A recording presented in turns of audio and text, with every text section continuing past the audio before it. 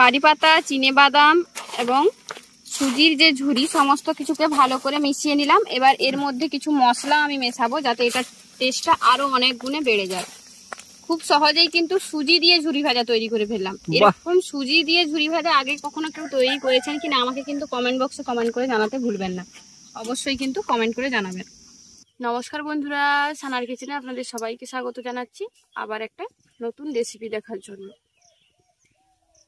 আজকে সুজি দিয়ে বেশ দুর্দান্ত একটা স্ন্যাক্সের রেসিপি আপনাদের সঙ্গে শেয়ার করব, যেটা সন্ধেবেলা চায়ের সঙ্গে অথবা এমনি মুখরোচক কিছু খেতে ইচ্ছে করলে আপনারা খেতে পারেন। ছোট বাচ্চাদের জন্য তৈরি করে রাখতে পারেন, ওরাও খেতে কিন্তু খুব ভালোবাসবে। চলুন তাহলে রেসিপিটা শুরু করি। প্রথমেই আমি নিয়েছি জল, উনুন ধরিয়ে কড়াই বসিয়ে নিয়েছি। এবার কড়াইয়ের মধ্যে দিয়ে দিচ্ছি জল। এখানে আমি একটা বাটি মেপে নিচ্ছি, আপনারা চাইলে কিন্তু যে কোনো কাপ অথবা যে কোনো পাত্র মেপে এটা ব্যবহার করতে পারেন।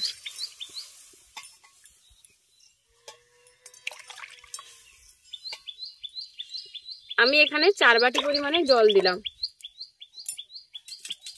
এবার জলের মধ্যে দিয়ে দেব স্বাদ মতো লবণ।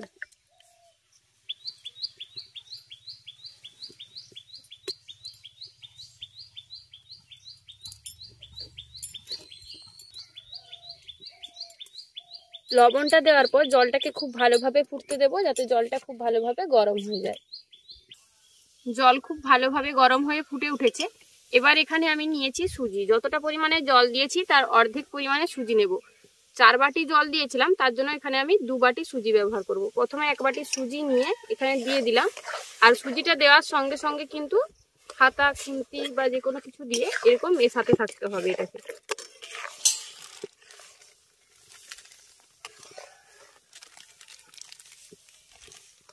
1 বাটি সুজি প্রথমে দিয়েছিলাম, আবার 1 বাটি পরিমাণে সুজি এর মধ্যে আমি দিয়ে দিচ্ছি। 2 বাটি সুজি দেওয়ার পর এটাকে খুব ভালোভাবে মিশিয়ে নেব আর এইভাবে ফুটতে দেব, যাতে সুজিটা খুব ভালোভাবে সেদ্ধ হয়ে গিয়ে একটা ডোয়ের মতো হয়ে যায়। আর সুজিটা দেওয়ার পর কিন্তু অনবরত এটাকে এইভাবে মেশাতে হবে, না হলে কিন্তু সুজিটা এক জায়গায় জোটো হয়ে দলা পাকিয়ে যাবে। তাই অবশ্যই মেশাতে হবে অনবরত এটাকে, আর এইভাবে নাড়তে থাকতে হবে। দিলে দেখবেন আস্তে আস্তে জলটা শুকিয়ে গিয়ে সুজিটা নরম হয়ে গিয়ে একটা নরম ডোয়ের মতো তৈরি হয়েছে। আর ডোটাকে একটু নরম করেই করতে হবে।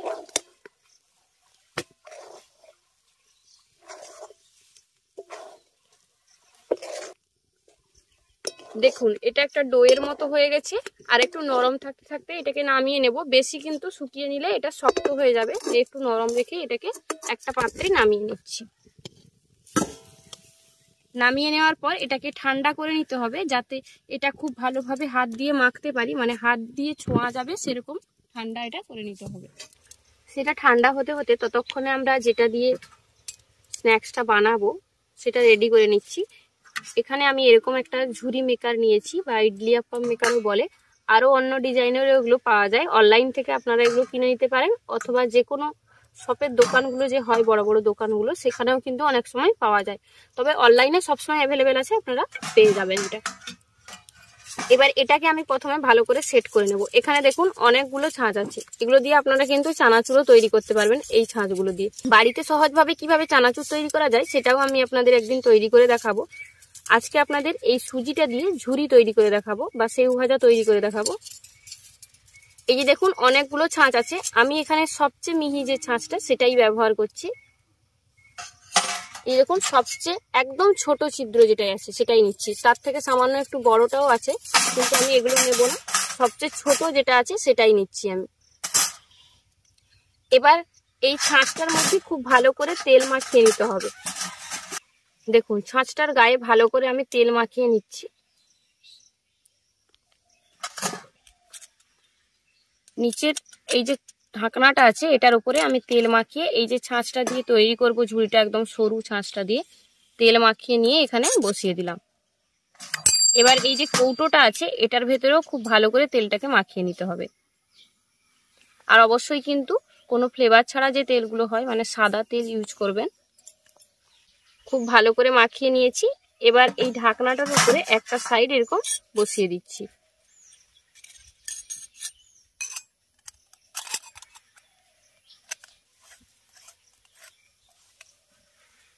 দেখুন খুব ভালোভাবে টাইট করে সেট করে নিলাম। এদিকে দেখুন সেই ছোট ছিদ্রওয়ালা যে ছাঁচের অংশটা সেটা কিন্তু আছে।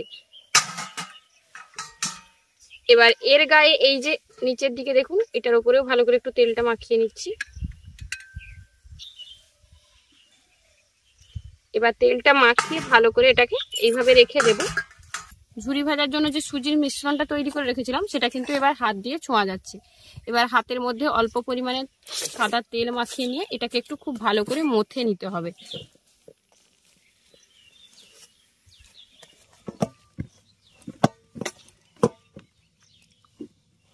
ডোটাকে খুব ভালোভাবে মথে নিয়ে একদম নরম করে নিয়েছি। দেখুন একটু নরম হলে কিন্তু কোনো অসুবিধা নেই। ডোটাকে খুব ভালোভাবে মথে নিয়ে নরম করে নিয়েছি।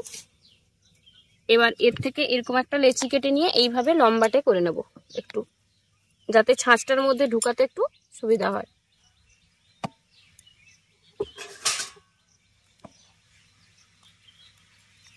আর একটু দিলেও হবে। ছাঁচের মধ্যে পুরে নিয়েছি, আর ওপরটা একটু খালি রাখতে হবে কারণ যেহেতু এই ঢাকাটা এর মধ্যে লাগাবো আমি। এবার এটাকে এইভাবে ঢাকিয়ে সেট করে নেব।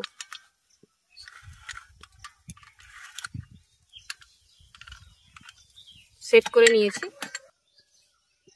এদিকে ঝুরি ভাজাটার জন্য তেলটা গরম করে নিচ্ছি। এতে কিন্তু অল্প পরিমাণেই তেল খরচা হয়, কিন্তু একটু তেলটা বেশি করে দিচ্ছি যাতে ঝুরিটা খুব ভালোভাবে ভাজতে পারি তার জন্য। এবার তেলটাকে খুব ভালো করে গরম করে নেব।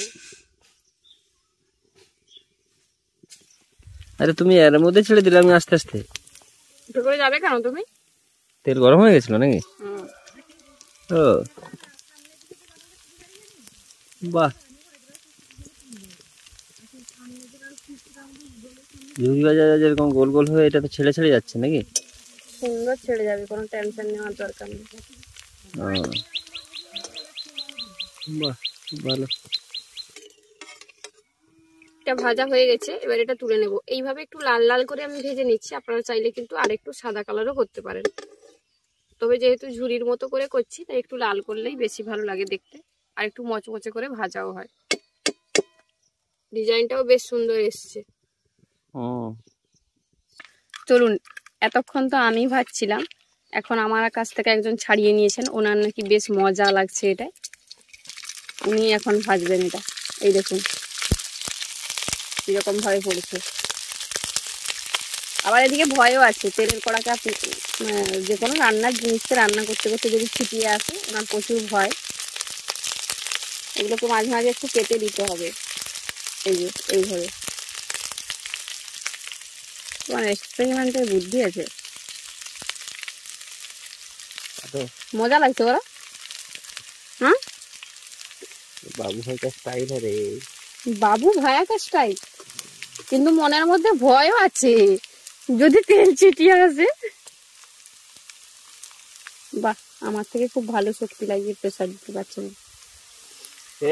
এটা কিন্তু দু রকমের ছাঁচ পাওয়া যায়। আরো একটা যেটাই খুব ভালো, আরো একটা পাওয়া যায় যেটাই আমি আগে ঝুরি ভাজা করে দেখিয়েছিলাম, বেসনের ঝুরি ভাজা যেটা হয়, সেই ছাঁচটা কিন্তু সব থেকে ভালো। সেটা সহজেই কিন্তু বানানো যায়। ব্যাপারটা আমি বলে দিই, তোমার ডোটা আরেকটু নরম হলে তুমি প্রেসারটা দিতে পারতে ভালো। হ্যাঁ, ডোটা যেহেতু ঠান্ডা হওয়ার পরে আস্তে আস্তে রাখতে রাখতে আরো একটু শক্ত হয়ে গেছে, কারণ ক্যামেরাম্যান গেছিলেন একটু বেড়ি বেড়ি করতে। হ্যাঁ, আমাকে বললে না, তোমাকে বলিনি তো, কারণ ডোটা নরম হলেই ভালো, সবচেয়ে ভালো হয়। হ্যাঁ, দিলে কি হয়, প্রেসারটা বেশি দিতে হয় না, হালকা দিলেই বেরিয়ে যেত। এটাই হলো, তবে ওই ছাঁচটা সবচেয়ে ভালো আমার কাছে মনে হয়। এটাকেও ভেজে নেব, একইভাবে সমস্ত ঝুরিগুলোকে বানিয়ে ভেজে নেব। ঝুরিগুলো ভেজে নিয়েছি, এবার ঝুরির সঙ্গে মেশানোর জন্য একটু চিনেবাদাম নিয়েছি, চিনেবাদামগুলোও ভেজে নেব।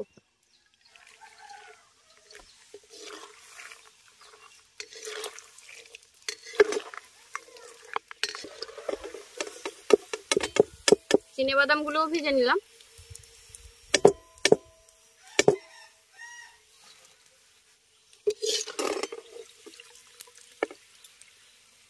এবারে নিয়েছি কারি পাতা, একইভাবে কারি পাতাটাকেও ভেজে নেব। আর কারি পাতা তেলে দিলে একটু তেলটা ছেটায়, তাই একটু সাবধানে ভাজতে হবে। আর কারি পাতাটার গায়ে যেন জল না থাকে সেটা দেখেই কিন্তু এটাকে ভেজে নিতে হবে।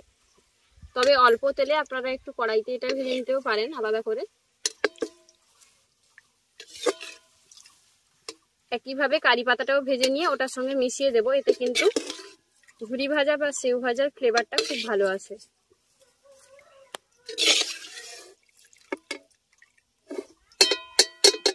কারি পাতা, চিনেবাদাম এবং সুজির যে ঝুরি সমস্ত কিছুকে ভালো করে মিশিয়ে নিলাম। এবার এর মধ্যে কিছু মশলা আমি মেশাবো যাতে এটার টেস্টটা আরো অনেক গুণে বেড়ে যায়।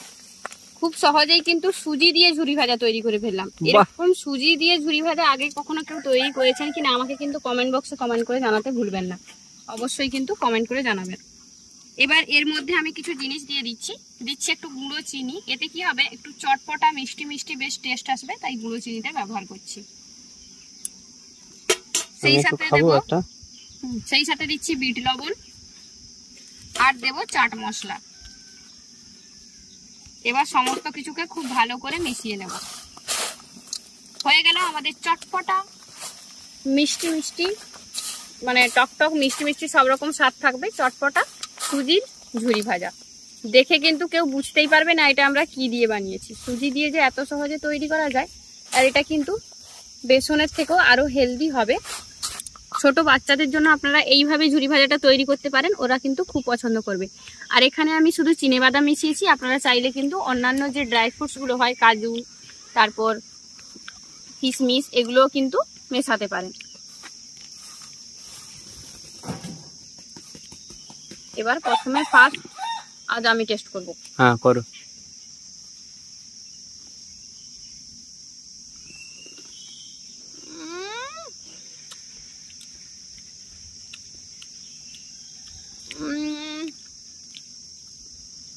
আর একটু চাট মশলা দিয়ে নি, আরো হেভি টেস্ট লাগবে দিলে। ঠিক আছে।